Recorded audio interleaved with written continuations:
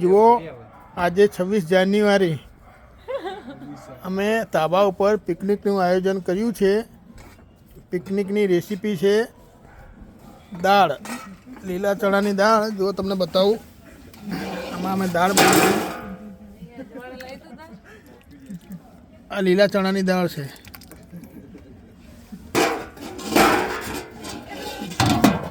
લીલા ચણાની દાળ અને રોટલા. આજથી અમારા સોસાયટીના નીતાબા રાજપૂત, જે લીલા ચણાની દાળના ખાસ કારીગર છે, એમના હાથની લીલા ચણાની દાળ ને રોટલાનો પ્રોગ્રામ. એમની સાથે સાથે અમારા મિસિસ ટીનાબેન, એ પણ એમની સાથે હેલ્પમાં છે.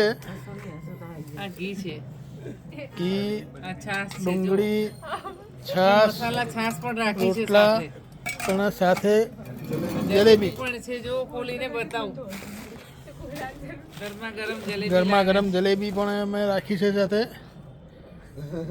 આજે આ શિયાળાની ઠંડીમાં ખાસ રેસીપી લીલા ચણાની દાળ અને રોટલા.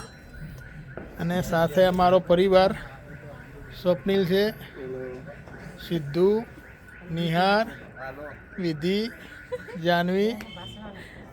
તમને આજે શું ફીલ થઈ રહ્યું છે? આજે આ લીલા ચણા યાર, તમારા નિહાર જો ખાસ કહે છે. નિહાર, આપણે આ લીલા ચણાની દાળ ને રોટલાનો જે પ્રોગ્રામ કર્યો છે, 2 દિવસથી આપણે એની શું શું તૈયારી કરી રહ્યા છો, જરા જણાવશો? પહેલાં તો અમે ગઈકાલે શંખેશ્વર ગયા હતા, એટલે ત્યાંથી 4 કિલો લીલા ચણા લઈને આવ્યા છીએ.